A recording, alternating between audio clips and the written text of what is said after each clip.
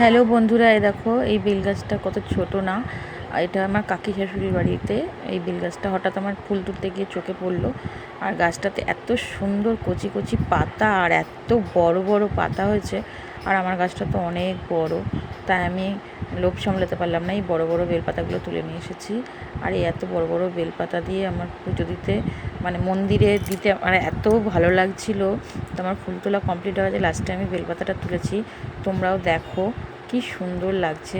আর এখন বর্ষাকাল তো খুব সুন্দর লাগছে। আর এই যে চা পাতা, আমি বলি না আমি গাছে সব কিছু, রান্নাঘরের সব কিছু গাছে দিয়ে, এই যে চা পাতা আমার গ্রিন টি বলো আর এমনি চায়ের পাতা, সেইগুলো সব কিছু আমি ফেলে না দিয়ে জল দিয়ে ধুয়ে এই যে আমার অপরাজিতা গাছের গোড়াতে, সব গাছের গোড়াতেই আমি দিই। আমি কিন্তু এই গাছ ওই গাছ অত মানি না, যেই গাছে একদিন দিলাম পরের দিন অন্য গাছে দিই।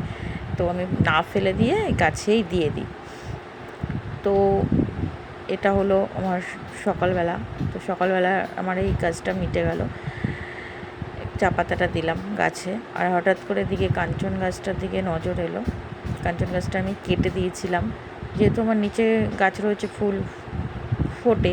তো আমার এই গাছটায় অত সুন্দর ফুল ফোটে না, মানে অত যত্ন করতে পারি না। তো তো খুব যে তাজা তাজা ফুল ফোটে না। তাই দেখলাম যে ছোটো ছোটো পাতা বেরিয়েছে, বেশ ভালোই লাগলো দেখতে, যে কাটিং করে দিয়েছি তারপর আবার পাতা বেরিয়েছে। তো গাছটা আবার নতুন করে গ্রোথ হবে, ভালো হবে, ওই জন্য কাটিং করে দিলাম। অনেকটা ঠেঙো ঠেঙো মতো হয়ে গেছিলো। আর এই যে সব গাছগুলো, এখন বর্ষাকাল পড়ে গেছে না, জল পাচ্ছে। আর আমার বুগেনভেলিয়া গাছটাতে আবার ফুল ফুটেছে, একবার ফুটেছিল তারপর আবার ন্যাড়া হয়ে গেছিলো।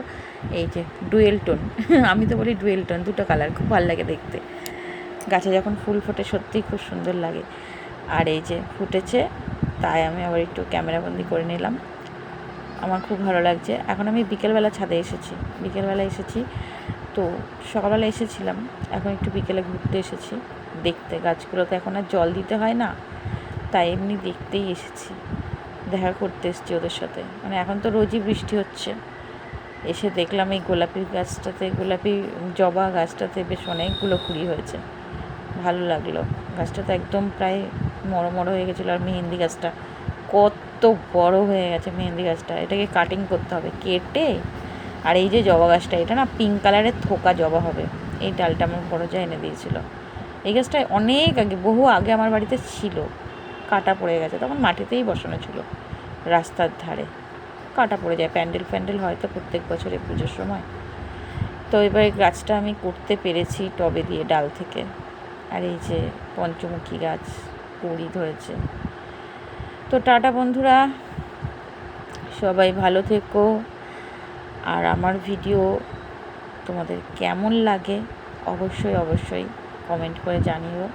এই যে গন্ধরাজ ফুল গাছটা, এটাও বেশ এখন ডাগর ডুগুর হয়ে গেছে জল পেয়ে।